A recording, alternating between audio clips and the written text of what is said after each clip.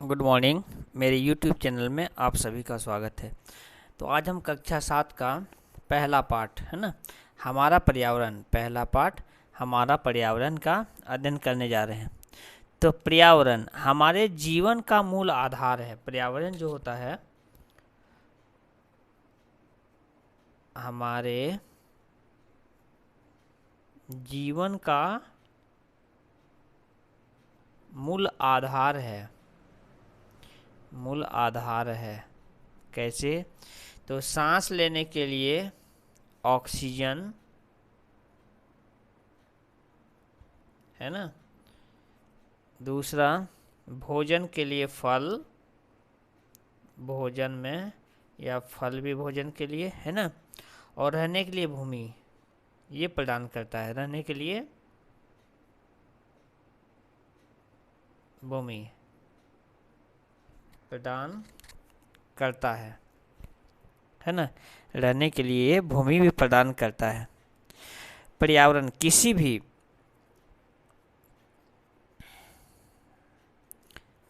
पर्यावरण किसी भी जीवित प्राणी के चारों ओर पाए जाने वाले लोग, स्थान, वस्तु एवं प्रकृति को पर्यावरण कहते हैं। किसी भी जीवित प्राणी के चारों ओर पाए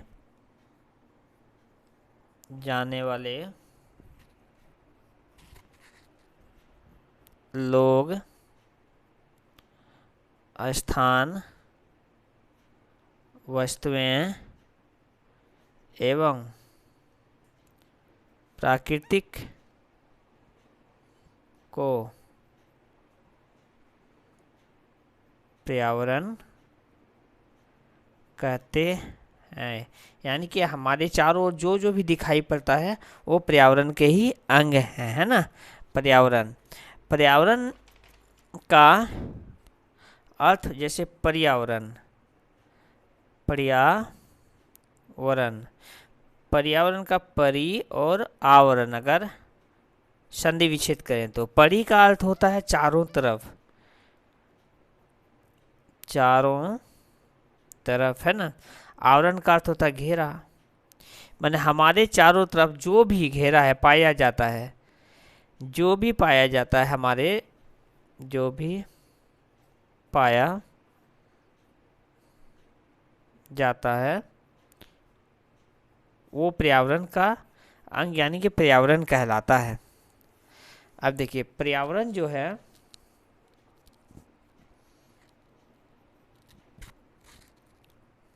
पर्यावरण पर्यावरण को हम लोग दो भाग में बांटते हैं। पर्यावरण को भी दो भाग में बांटा जाता है। तो पहला है प्राकृतिक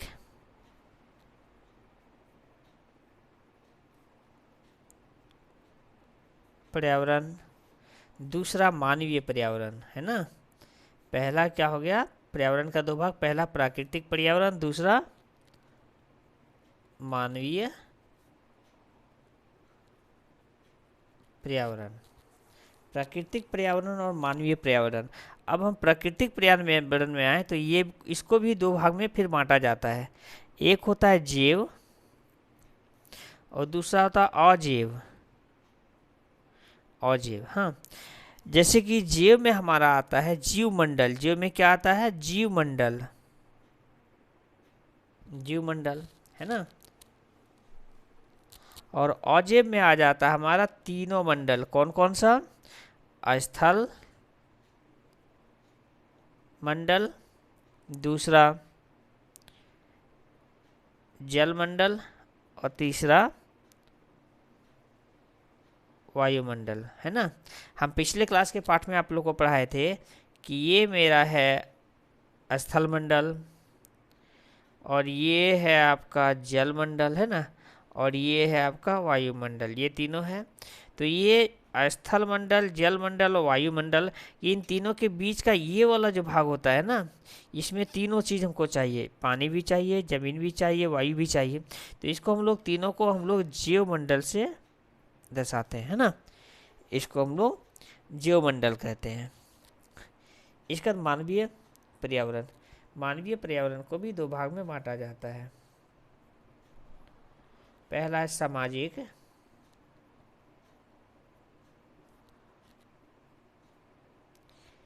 क्रियाएं, दूसरा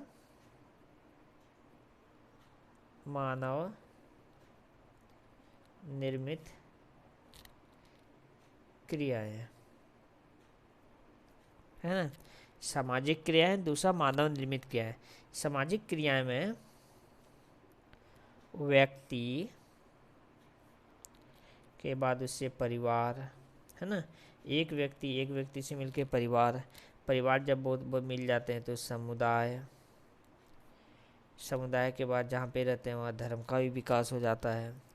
जहाँ धर्म होता है वहाँ पे शैक्षिक धीरे धीरे शैक्षिक कार्य होने लगता है पढ़ाने लिखाने के लिए। जहाँ पे सभी लोग रहते हैं, व्यक्ति, परिवार, समुदाय, धर्म, शैक्षिक कार्य, तो वहाँ पे आर्थिक का भी कार्य का भी विकास होता है। जब ये सब हो जाता है तो इसके बाद राजनीतिक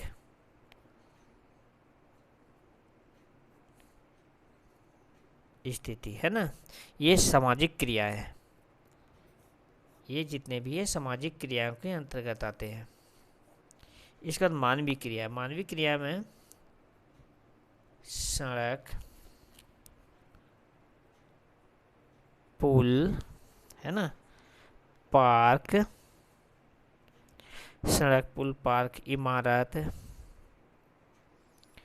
इमारतें, उद्योग, स्मारक, ये सभी मानवीय क्रियाओं में आते हैं, है ना। ये सभी मानवीय क्रियाओं में आते हैं। अब आ जाते हैं हम लोग प्राकृतिक पर्यावरण में।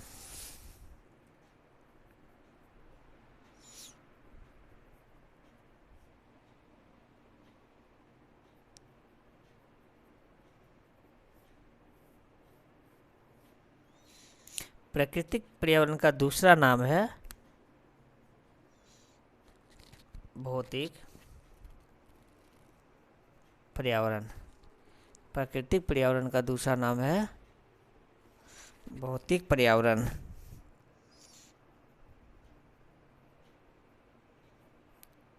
इसको लोग भौतिक पर्यावरण भी बोलते हैं, है ना। प्राकृतिक पर्यावरण में का दूसरा नाम भौतिक पर्यावरण है। इसका हम लोग इसमें आ जाते हैं पर्यावरण का दूसरा। प्राकृतिक पर्यावरण में देखिए जीव आ गया, जीवमंडल, स्थल, जल, वायुमंडल। तो पहले हम लोग स्थल मंडल में आते हैं। स्थल मंडल क्या है?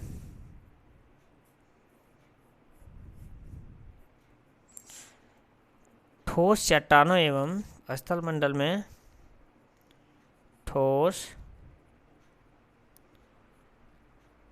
चट्टानों एवं खनिजों से बनी पृथ्वी, ठोस चट्टानें एवं खनिजों से बनी पृथ्वी की सबसे ऊपरी परत को स्थल मंडल कहते हैं, है ना। ठोस चट्टानों एवं खनिजों से बनी पृथ्वी की सबसे ऊपरी परत को स्थल मंडल कहते हैं। अब स्थल मंडल जो होता है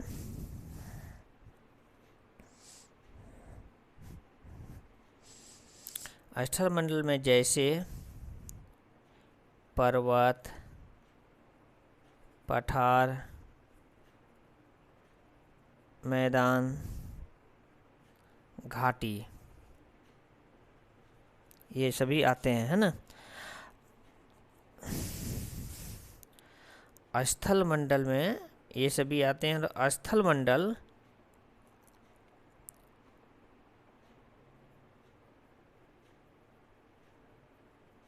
स्थल मंडल मनुष्य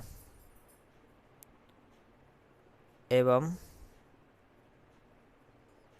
पौधे के जीवन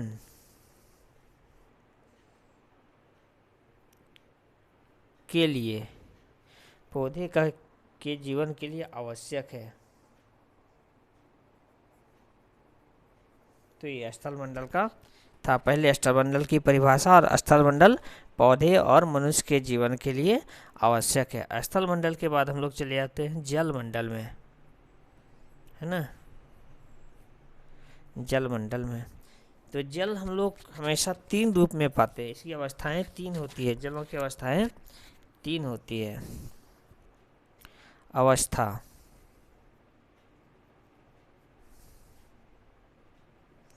द्रव, ठोस और गैस, ये तीनों अवस्था में मिलता है जल। जलमंडल में जल जो मिलता है वो तीनों अवस्था में मिलता है। तो जलमंडल पृथ्वी पर उपस्थित जल का संपूर्ण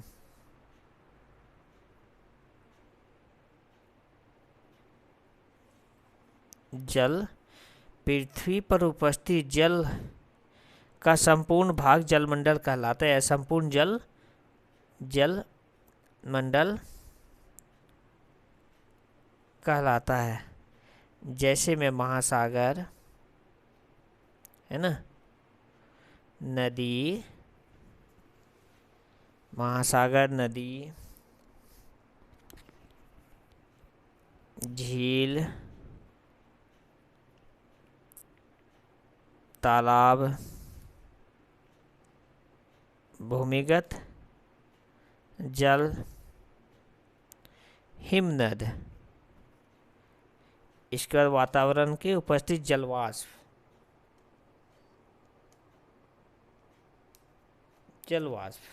ये सब जलमंडल में आते हैं।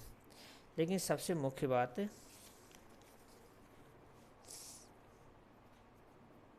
वेरी वेरी इंपॉर्टेंट, पृथ्वी पर प्रथम जीव की उत्पत्ति जल में हुई थी। पृथ्वी पर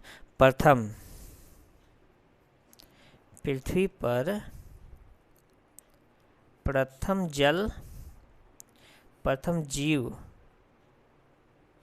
की उत्पत्ति जल में ही हुई थी। ठीक है, ये बहुत ही इम्पोर्टेंट है। पृथ्वी पर प्रथम जीव की उत्पत्ति जल में ही हुई थी। इसके बाद हम लोग आ जाते हैं दूसरा, है ना, जलमंडल के बाद वायुमंडल में।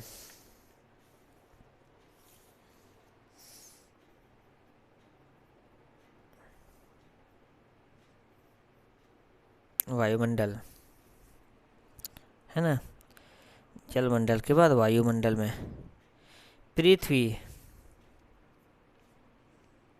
की चारों ओर फैली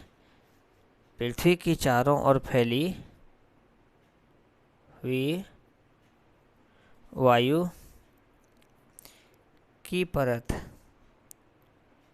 को वायुमंडल कहते हैं। पृथ्वी के चारों ओर फैली हुई वायु की परत को वायुमंडल कहते हैं। वायुमंडल कई गैसों से मिलकर बना है। वायुमंडल जो है कई गैसों से मिलकर बना है। जैसे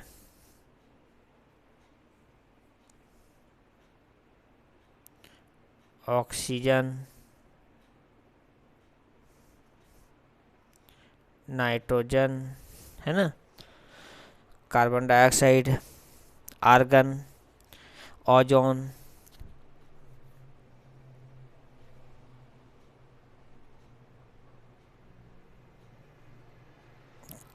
कार्बन डाइऑक्साइड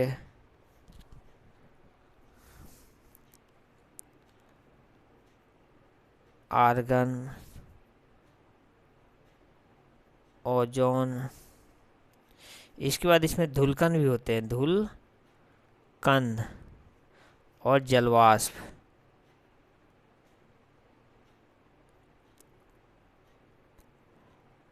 जलवाष्प ये वायुमंडल में पाए जाते हैं। तो जैसे कि ऑक्सीजन, ऑक्सीजन की मात्रा है ना 21% होता है। नाइट्रोजन ने तो ये 78% होता है, और बाकी ये 1% होता है। अगर टोटल को जोड़े हम तो 7 8 9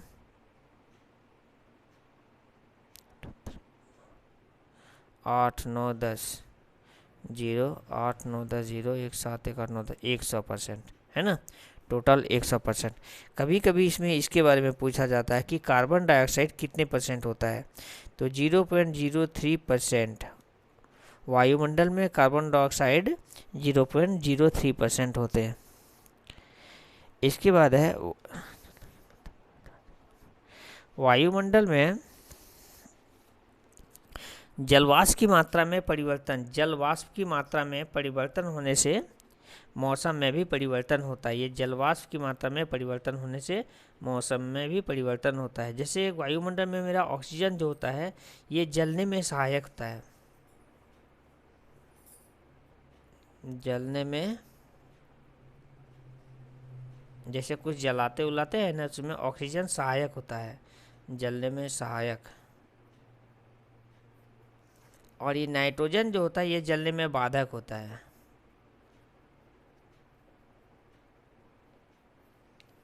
अगर कहीं कुछ जलाएं, सलाई जलाएं, कुछ भी जलाएं, घर में कुछ भी अगरबत्ती वगैरह या कोई भी चीज़ जलाते हैं तो ऑक्सीजन रहता है तो उसमें जलने में वो आसानी होता है, जलता है। अगर ऑक्सीजन नहीं रहता उस जगह पे तो वो बुझ जाता है, नहीं जलता है ना।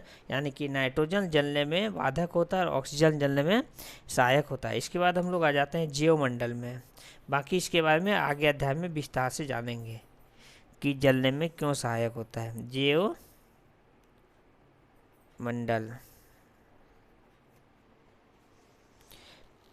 हम अभी आप लोग को बताए थे, इसमें स्थल मंडल, जल मंडल, वायुमंडल, दूसरा जीव में आता है जीवमंडल, है ना। जीव में जीवमंडल, ये जीवमंडल में इसको जीव कर दिए, जीवमंडल है ना। जीवमंडल में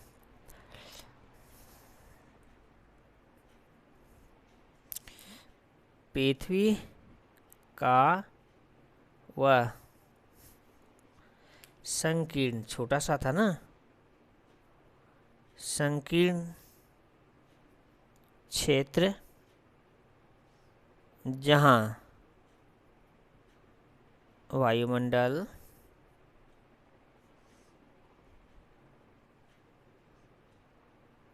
जलमंडल,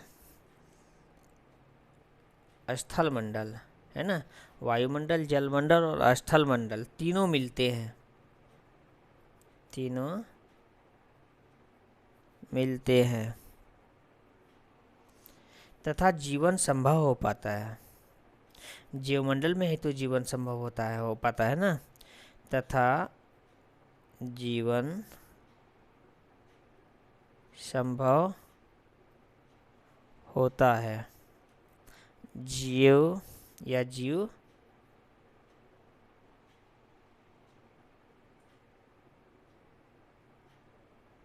जीव ही लिखिए, जीव मंडल कहलाता है ना, वो जीवमंडल कहलाता है, जीवमंडल, जीवमंडल कहलाता है। ठीक है। इसके बाद होता है क्या, जीवमंडल में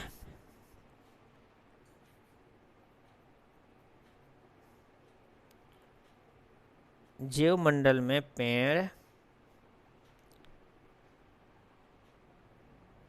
पौधे, जीव जंतु को शामिल किया जाता है या शामिल रहता है।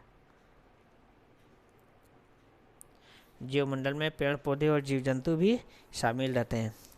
इसके बाद आ जाते हैं हम लोग पर्यावरण की थोड़ा सा जानकारी कि पर्यावरण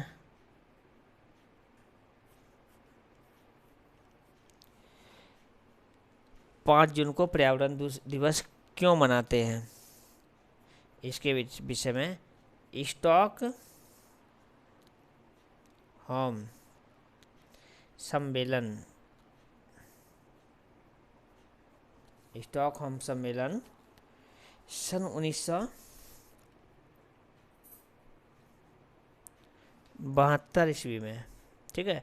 स्टॉकहोम सम्मेलन सन 1972 ईस्वी में, ये स्टॉकहोम सम्मेलन जो 1972 ईस्वी स्वीडन के, स्टॉकहोम शहर था, एक स्वीडन का एक शहर था, स्वीडन के स्टॉकहोम शहर में हुआ, ठीक है। स्टॉकहोम सम्मेलन सन 1972 में स्वीडन के स्टॉकहोम शहर में हुआ था। ये 5 जून से स्टार्ट हुआ था और 16 जून तक चला था। ये सम्मेलन जो है 5 जून से स्टार्ट हुआ था, 16 जून तक चला था। इसीलिए हम लोग 5 जून को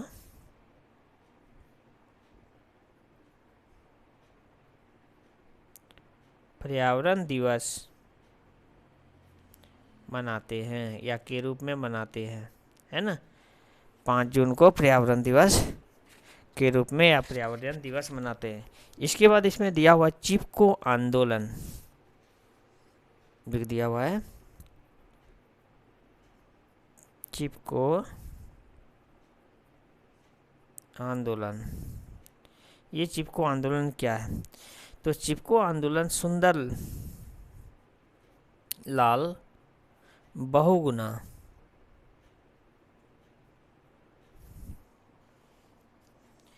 के नेतृत्व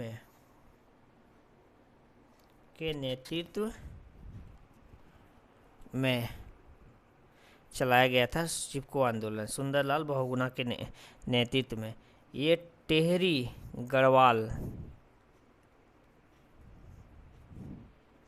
जिले में, ये जो चिपको आंदोलन था वो टेहरी गढ़वाल जिले में चलाया गया था।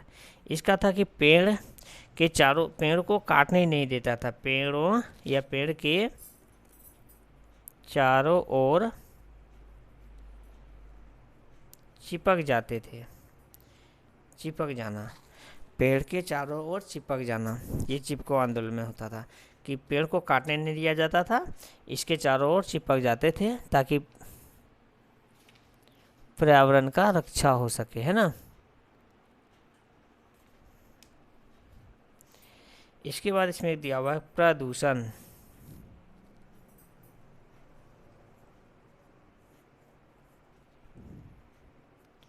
प्रदूषण एक होता है मिट्टी, है ना, उसके बाद होता है जल, इसका तो होता है वायु, है ना। प्रदूषण इतने तक होता है मिट्टी, जल और वायु। अब आ जाते हैं मिट्टी प्रदूषण में कि मिट्टी प्रदूषण, तो इसमें जहरीले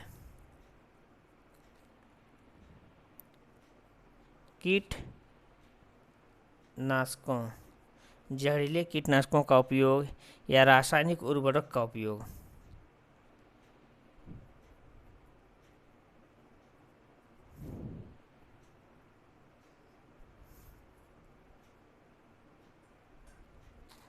जहरीले कीटनाशकों का उपयोग या रासायनिक उर्वरक का उपयोग से मिट्टी प्रदूषित हो जाता है या मिट्टी प्रदूषण हो जाता है इसका उपयोग करने से। हाँ, अब आ जाते हैं जल प्रदूषण में, तो इसमें भी जहरीले रसायन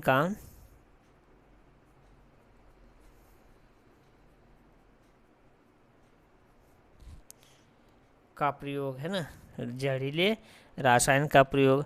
और कृषि में कीटनाशक, हम लोग कृषि जो करते हैं उसमें जो कीड़ा लग जाता है तो उसमें कीटनाशक दवा का उपयोग करते हैं। कृषि में नाशकों का उपयोग, इससे हमारा जल प्रदूषित हो जाता है ना। वायु प्रदूषण में क्या होता है कि कार्बन डाइऑक्साइड या कार्बन मोनोऑक्साइड बढ़ जाता है। अब ये बढ़ता कैसे, तो कल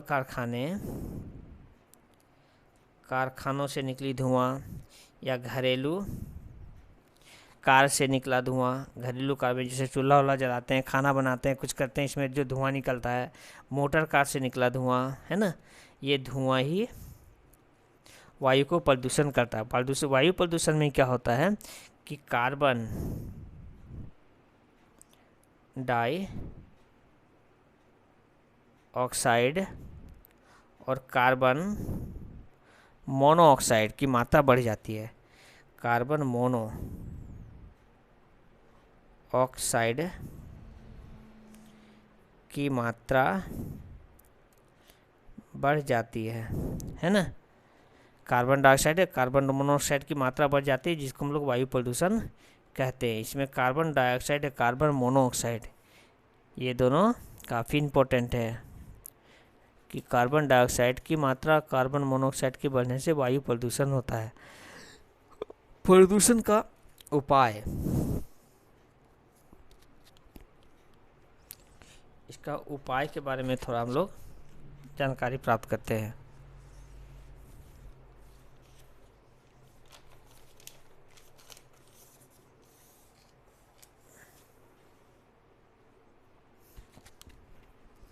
है ना, इसका उपाय क्या है, तो इसकी सारी जवाबदेही या जिम्मेदारी हम ही मानव पे है। प्रदूषण जो भी होता है, मिट्टी प्रदूषण, जल प्रदूषण, वायु प्रदूषण, इसका सारी जवाबदेही हम मानव पे ही होता है।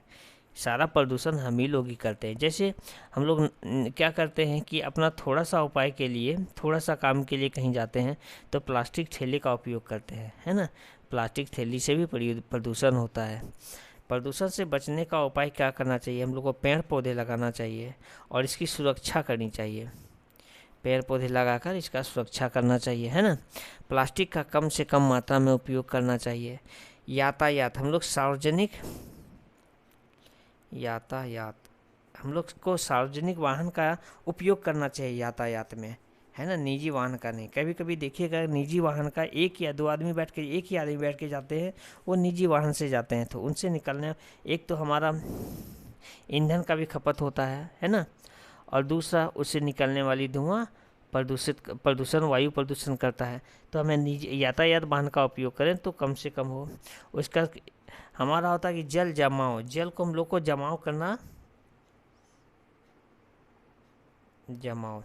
जल को कहीं पर ज़्यादा देर तक जमाव नहीं रखना चाहिए। इससे क्या होता है कि स्वास्थ्य की अनेक सारी समस्या उत्पन्न हो जाती है। स्वास्थ्य की अनेक सारी समस्या उत्पन्न हो जाती है।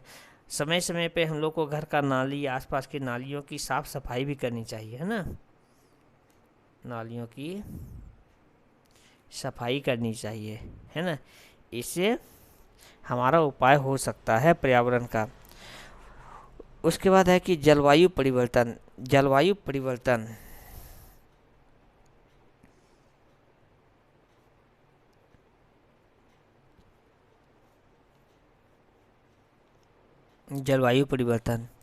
तो तापमान में वृद्धि होता है। तापमान में जब वृद्धि हो जाता है तो जो ग्रीन हाउस गैस होता है, इसमें वृद्धि जाता है। तापमान में जब वृद्धि होता है यानी कि गर्मी में, तो ग्रीन हाउस गैस की वृद्धि होता है, जिसमें कार्बन डाइऑक्साइड और कार्बन फ्लोरोकार्बन, है ना। इसमें क्या होता है कि कार्बन डाइऑक्साइड CO2 और कार्बन फ्लोरोकार्बन और ऑर्गन, ये तीनों गैस की मात्रा पर प्रमुख हो जाती है, प्रमुख गैस हो जाता है ना। जलवायु परिवर्तन का इसका कारण कार्बन डाइऑक्साइड, क्लोरोफ्लोरोकार्बन और ओजोन, ये तीनों इसकी प्रमुख गैसें हो जाती है ना। इससे क्या होता है, ये बढ़ने से, जलवायु परिवर्तन से हम लोग का आपदा, है ना, आपदा का सामना करना पड़ता। आपदा कैसे, सुनामी इसी का देन है, बाढ़ इसी का देन है सूखा, इसी का है चक्रवात, चक्रवात भी इसी का देन है ना। तो हमें इस सभी से बचना चाहिए, इन सभी चीज़ों का उपयोग से, प्लास्टिक वगैरह का बचना चाहिए। तो ये क्लास 7 का भूगोल का पहला पार्ट था। अब अगले दिन फिर दूसरा पार्ट लेके आएंगे, ठीक है। जय हिंद। और हम आप लोग को बार बार कहते थे कि मेरा चैनल गुप्ता सर विजय,